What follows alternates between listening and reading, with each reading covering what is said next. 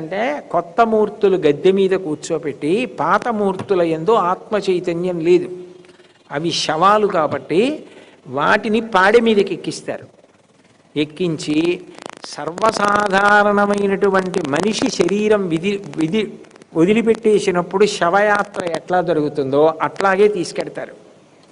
తీసుకెళ్ళి మొట్టమొదట నీలమాధవుణ్ణి పూజ చేసినటువంటి విశ్వావసు వంశస్థులు ఎవరైతే ఉన్నారో వాళ్ళు అపారమైనటువంటి దుఃఖంతో భారహృదయాలతో ఈ నాలుగిటిని కూడా తీసుకెళ్ళి వైకుంఠ కోయల్లని ఉంటుంది, మీరు వెళ్ళినప్పుడు చూడొచ్చు. ఆ దేవాలయం ప్రాకారం కనపడుతుంటుంది, దాని పక్కనే ఉంటుంది అంత పూలతోట మధ్యలో 4 చోట్ల వృత్తాకారంలో ముగ్గులేసి ఉంటాయి, దాని మీద పువ్వులు పెట్టి దీపం వెలిగించి ఉంటుంది.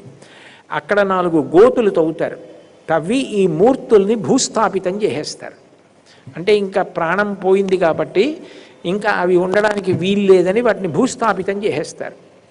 వాటికి కర్రతో ఆసనాలు చేసి ఆసనాల మీద కూర్చోబెట్టి భూస్థాపితం చేసి ముగ్గు వేస్తారు. అది శ్మశాన ప్రాంగణంతో సమానం అన్న ఉద్దేశ్యంతో ఆ ప్రాంగణాన్ని కాపు కాయడానికి ఆ పక్కనే ఒక గూడులో ఉంటుంది, చిన్న గూడులాగా.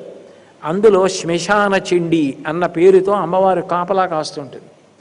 విచిత్రమైన విషయం ఏమిటంటే మీరు ఆ ముందు నుంచి కొద్దిగా నడుచుకుంటూ వెళ్ళి ఇలా కుడి పక్కకి తిరిగితే హనుమ అంత ఎత్తున నిలబడి ఉంటారు.